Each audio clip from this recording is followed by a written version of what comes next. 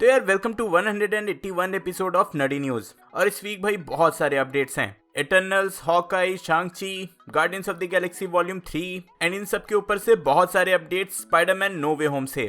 तो ऑब्वियसली कुछ मिस नहीं करना चाहते तो वीडियो एंड तक जरूर देखना।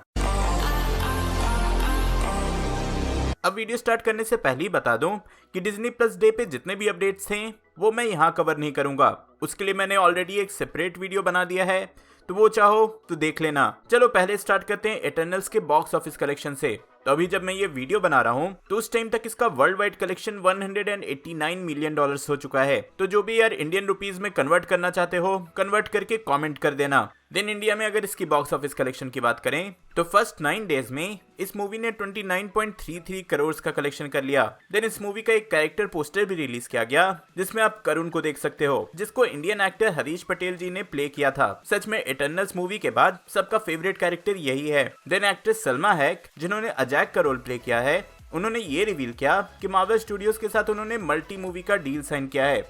मतलब कि इटर्नल्स के बाद भी वो इन फ्यूचर ऑफ एमसीयू दिखने वाली हैं। अब जिन्होंने इटर्नल्स देखा है वो तो सोच ही रहे होंगे कि आखिर ये पॉसिबल कैसे है।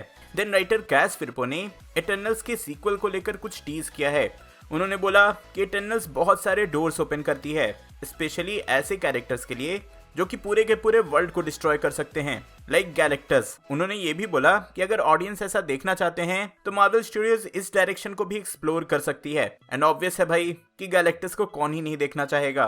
देन सेलेस्टियल्स की बात हुई है तो ईगो द लिविंग प्लैनेट की बात होगी ही, जिसे हमने गार्डियंस ऑफ द गैलेक्सी में देखा था। तो इसी को लेकर कैस फिरपो ने फिर से बोला कि guardians of the Galaxy volume 3 में इस कैरेक्टर को फिर से एक्सप्लोर किया जा सकता है। स्पेशली शायद उसमें ये रिवील किया जाएगा कि क्या ईगो एक सेलेस्टियल भी था या नहीं था।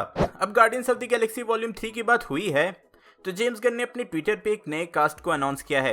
एक्टर चक विडलवूजी जिन्होंने जेम्स गन के साथ पीस मेकर में काम किया है, उन्हें guardians of the Galaxy volume 3 में कास्ट कर लिया गया है।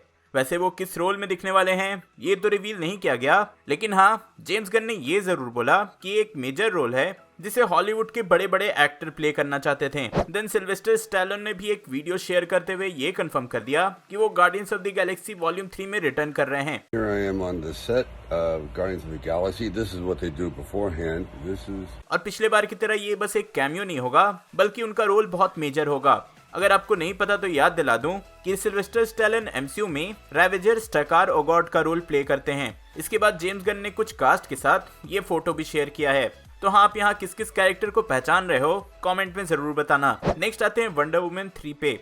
तो गैल गैडोट ने हिंट दिया है कि लिंडा कार्टर की कैरेक्टर वंडर वुमन 3 में रिटर्न करेगी। आपने इस कैरेक्टर को वंडर वुमन 1984 में देखा होगा। अब वंडर वुमन की बात हुई है तो सुपरमैन के एक्टर हेनरी कैविल की भी बात हो जाए तो एक इंटरव्यू में हेनरी कैविल ने इंटरेस्ट दिखाया है एमसीयू में आने का, और उन्होंने बोला कि वो एमसीयू में कैप्टन ब्रिटेन का रोल प्ले करना चाहेंगे। तो हाँ यार, हेनरी कैविल मेरे one of the favourite actors में से एक हैं और अगर वो एमसीयू में दिखेंगे तो सच में मजा आ जाएगा। चलो अब आगे बढ़ते हैं हॉकाई के डिज्नी प्लस शो पे।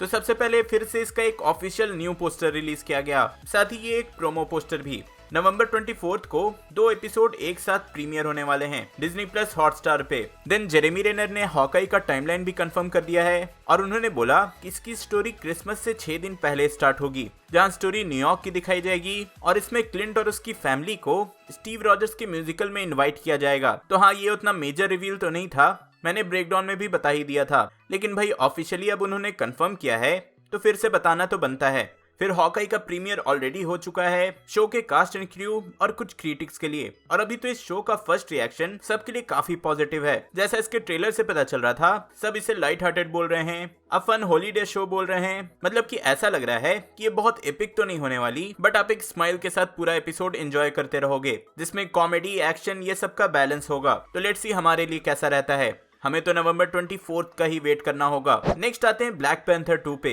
तो यहाँ पर फिर से थोड़ी कंट्रोवर्सी हो रही है।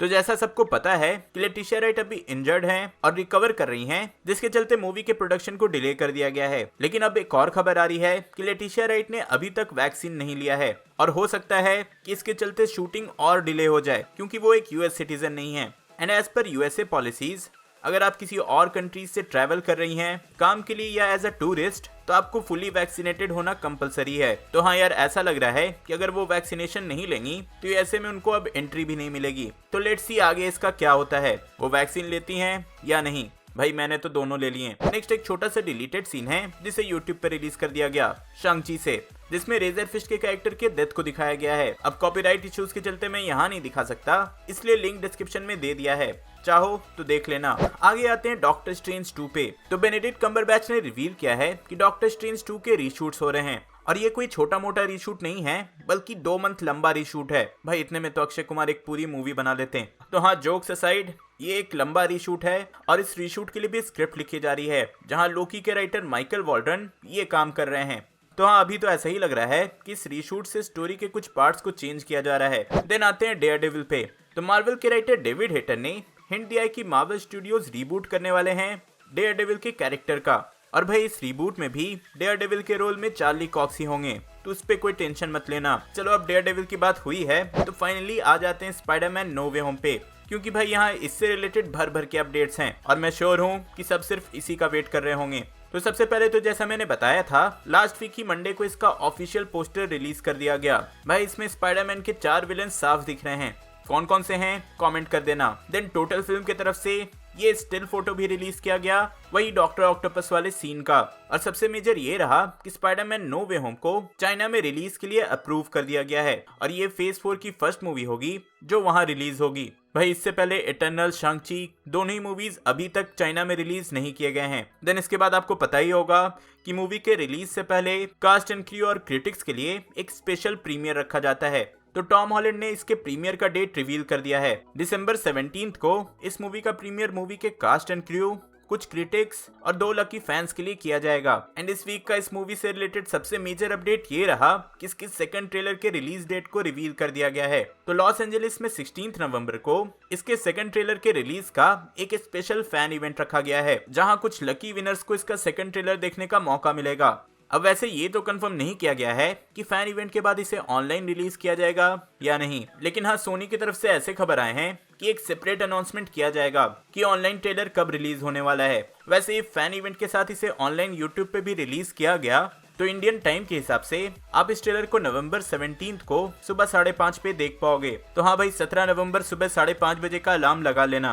90% चांसेस तो ऐसे ही लग रहे हैं कि सेम टाइम पे ट्रेलर आ जाए, लेकिन अगर फैन इवेंट के बाद जस्ट नहीं आए तो ये कंफर्म समझो कि इस वीक तो पक्का आ जाएंगे। और भाई जैसे ही सेकंड ट्रेलर आएगा मैं उसका ब्रेकडाउन तो करूंगा ही, तो वो मिस नहीं करना चाहते तो अभी सब्सक्राइब करके बेल आइकन प्रेस कर लो। वैसे आजकल अगर मार्वल का कास्ट कहीं भी जा रहा है तो सब उनसे वही क्वेश्चन पूछ रहे हैं कि क्या वो नो वे होम में है, और क्या एंड्रयू गारफील्ड, टोबे मैगवायर ये सब नो वे होम में हैं कि नहीं। तो ऐसे ही रिसेंटली जिमी किमेल के शो पे बेनेडिक्ट कम्बरबैच गए थे, जहां उनसे एंड्रयू और टोबे मैगवायर के बारे में पूछा गया, और उन्होंने इसका कैसा रिस्पांस दिया आप लोग खुद सुन लो। Many people believe Andrew Garfield and Tobey Maguire will appear as Spider-Man in the multiverse. Do they?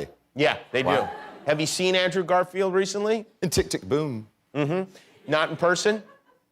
No, I saw him on a Zoom call recently for a round table and in Tick Tick Boom. Okay. Then actor Paul Rudd भी एक interview कर रहे थे, जहां उनसे भी पूछ लिया गया कि क्योंकि सब स्पाइडरमैन नो वे होम में हैं, तो क्या एंटमैन भी नो वे होम में दिखेगा या नहीं, जहां उनका रिएक्शन बहुत ही फनी था, आप लोग खुद देखो। Is Ant-Man or Proxima Midnight in Spider-Man No Way Home? Because it seems like everybody's in that movie. Carrie, do you want to go first or Oh, I think I.